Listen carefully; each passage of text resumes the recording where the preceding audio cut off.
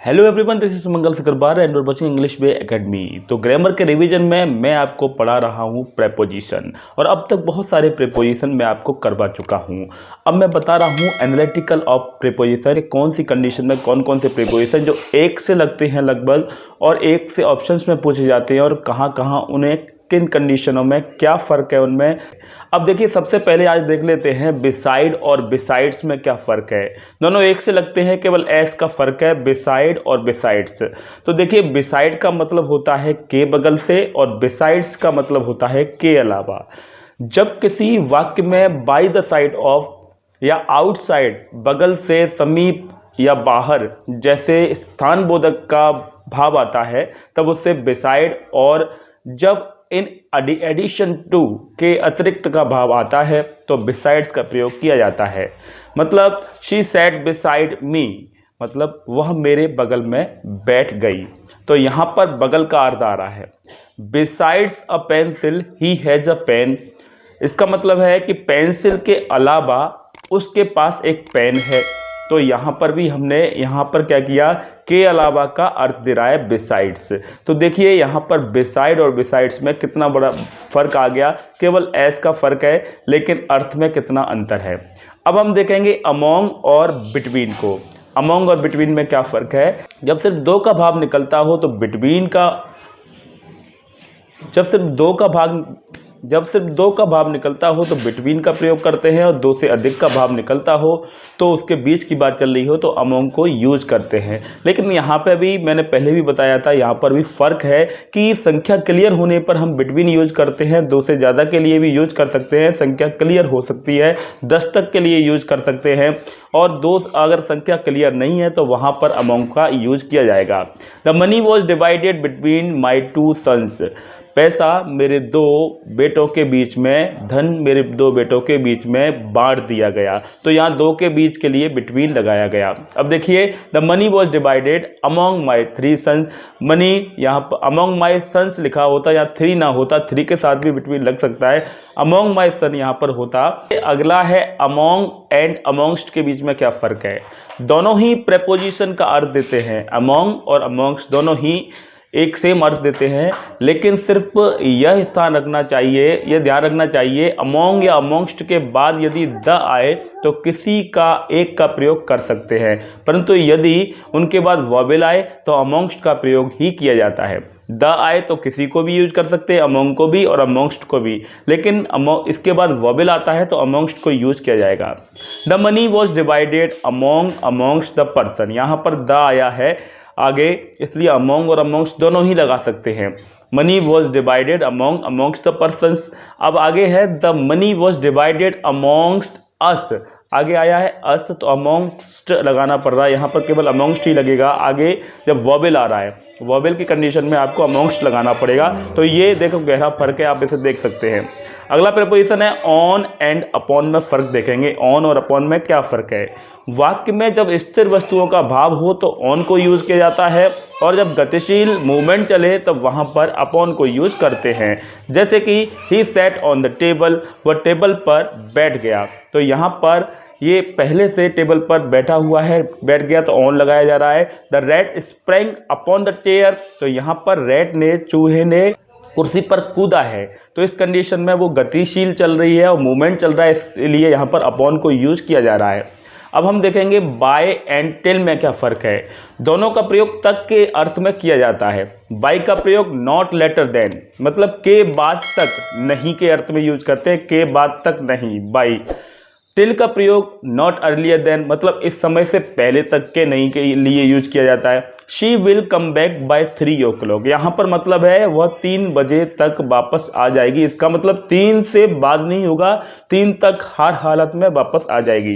तो बाय लगने का मतलब ये है। अब आगे है she was watching TV till 3 o'clock, वह 3 बजे तक टीवी देख रही थी। इस बात का मतलब है कि 3 बजे तक तो देख ही रही थी, 3 से पहले उसने टीवी बंद नहीं की।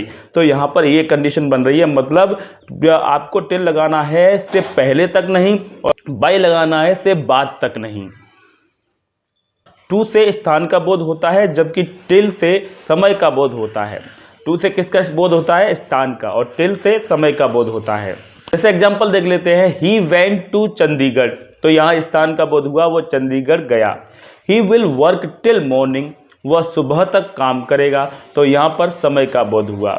एक यहाँ पर नोट डाला गया है, अभ्यास के अर्थों वाले शब्दों के साथ टू का आता है। अभ्यास के अर्थों वाले शब्दों के साथ टू आता है, जैसे addicted to, accustomed to, used to, given to. यहाँ पर आपको टू ही इनके साथ में लग रहा है। आगे देख सकते हैं, आगे प्रीपोजिशन है सिंस और फॉर। सिंस और फॉर को पहले बता चुका हूं, अब उनको फिर से एनालिटिकल देख रहे हैं, रिवीजन कर रहे हैं एक तरह से। तो देख लेते हैं सिंस कहाँ लगते हैं। सिंस लगाते हैं पॉइंट ऑफ द टाइम के साथ में से कार देने के लिए, मतलब समय का नाम दिया हो तो सिंस लगाएंगे। और पीरियड ऑफ द टाइम, मतलब समय का नाम नहीं दिया है, अवधि दी है, तो वहां पर फॉर लगाया जाएगा। दोनों से ही समय का बोध होता है और यह सूचित होता है कि काम पास्ट में प्रारंभ हुआ और प्रेजेंट में भी जारी है।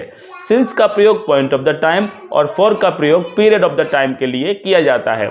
एग्जाम्पल देख लेते हैं, it has been raining since morning 4 AM, मतलब सुबह से बारिश हो रही थी, मतलब मॉर्निंग यहाँ पर फिक्स हो गया, इसलिए यहाँ पर पॉइंट ऑफ द टाइम दिया है यहाँ, इसलिए सिंस लगाया है। आगे it has been raining for 3 hours, 3 घंटे से बारिश हो रही थी, तो यहाँ पर कोई समय का नाम नहीं दिया है, यहाँ पर दिया है पीरियड, मतलब अवधि दी है, तो इसके साथ में हम फॉर यूज कर रहे हैं। अब देखेंगे फॉर एंड ड्यूरिंग में क्या फ़र्क है। दोनों का ही प्रयोग पीरियड ऑफ द टाइम के लिए किया जाता है, मतलब अवधि के लिए दोनों का प्रयोग होता है, फॉर का भी और ड्यूरिंग का भी। परंतु फॉर के बाद पीरियड ऑफ टाइम अनिश्चित रहता है, जबकि ड्यूरिंग के साथ निश्चित रहता है। Has been working for 4 months, मतलब वह 4 महीने से काम कर रही है, तो यहाँ पर हमने फॉर को यूज किया और अब ये अवधि दी है। आगे है the school was close during summer. During summer मतलब समर गर्मियों के दौरान स्कूल क्लोज था, तो यहाँ पर जो ड्यूरिंग है वो एक निश्चितता देता है। ड्यूरिंग मतलब समर एक निश्चित एक अवधि भी है, फिर भी उसमें निश्चित है, लेकिन वहाँ पर दिया गया है फॉर का यूज कर रहे हैं अवधि के लिए, लेकिन वो मंथ है, कौन से मंथ है यहाँ पर वो क्लियर नहीं है, तो यहाँ पर ड्यूरिंग में और फॉर में इतना फर्क है। अब हम देखेंगे ऑफ एंड फ्रॉम, मतलब ऑफ और फ्रॉम के बीच में अंतर क्या है। देखिए दोनों ही किसी वस्तु या सामान के अर्थ में प्रयुक्त होते हैं, लेकिन ऑफ से यह बोध होता है कि किसी वस्तु के रूप में कोई बदलाव नहीं आया है। ऑफ का मतलब है किसी वस्तु के रूप में कोई बदलाव नहीं आया है, जबकि फ्रॉम से वस्तु बदलाव में आने के संकेत होते हैं। जैसे कि the bridge is made of steel, तो ऑफ से स्टील का बना हुआ है पुल, मतलब स्टील का बना हुआ है। जबकि चीज इज मेड फ्रॉम मिल्क, जबकि चीज जो है मिल्क से बनी हुई है। मिल्क था तो मिल्क से चीज़ बन गई, मतलब जो मिल्क था वो चीज़ ही बदल गई, मतलब वस्तु में बदलाव हो गया। जबकि वहाँ पर क्या हो रहा है, ऑफ में स्टील का पुल बना हुआ है, लेकिन स्टील फिर भी स्टील ही है, तो ये बहुत गहरा फर्क है। ऑफ का मतलब है कि वस्तु में कोई बदलाव नहीं हुआ है, उससे चीज़ बनी है, उस कंडीशन में यूज कर रहे हैं। और फ्रॉम तब लगाते हैं जब वस्तु में बदलाव हुआ है, जैसे कि मिल्क यहाँ पर चीज़ बन गया, लेकिन स्टील से पुल बनाया, लेकिन स्टील रही। नोट में देख लेते हैं क्या लिखा है। अभिमान और निश्चय के अर्थों वाले शब्दों के बाद प्राय ऑफ आता है, जैसे proud of, when of, ambitious of, sure of, certain of, boast of, envious of, greedy of, confident of इत्यादि। इनके साथ में हम क्या लगाते हैं, ऑफ लगाते हैं। रोकने और हटाने के भाव वाले सभी क्रियाओं के साथ फ्रॉम का प्रयोग होता है। रोकने और हटाने वाली भाव जो देती हैं उन सारी क्रियाओं के साथ में फ्रॉम लगता है, और उनमें से फॉरबिड को छोड़कर, जैसे prevent from, check from, hinder from, abstract from, debar from और प्रोहिबिटेड फ्रॉम। बाज रहना या बाज रखना के अर्थ में भी, जैसे absent from, refrain from, desist from, discourage from, इनके साथ भी फ्रॉम ही यूज होता है। देख लेते हैं सिंस और फ्रॉम में क्या फर्क है। दोनों का ही प्रयोग पॉइंट ऑफ द टाइम के साथ होता है, मतलब फिक्स समय के साथ होता है। सिंस का प्रयोग केवल पास्ट टेंस बतलाने के लिए होता है, सिंस का प्रयोग पास्ट टेंस बतलाने के लिए होता है, जबकि फ्रॉम का प्रयोग सभी टेंसेज में होता है। अतः सिंस का प्रयोग फ्यूचर टेंस में नहीं होता, सिंस का फ्यूचर में नहीं होता है। एग्जांपल देख लेते हैं, Sita has been ill since Monday, Sita Monday से बीमार है। अब देखिए he will be absent from Monday, वह मंडे से अनुपस्थित है। He will be absent from Monday, वो अब मंडे से अनुपस्थित रहेगा।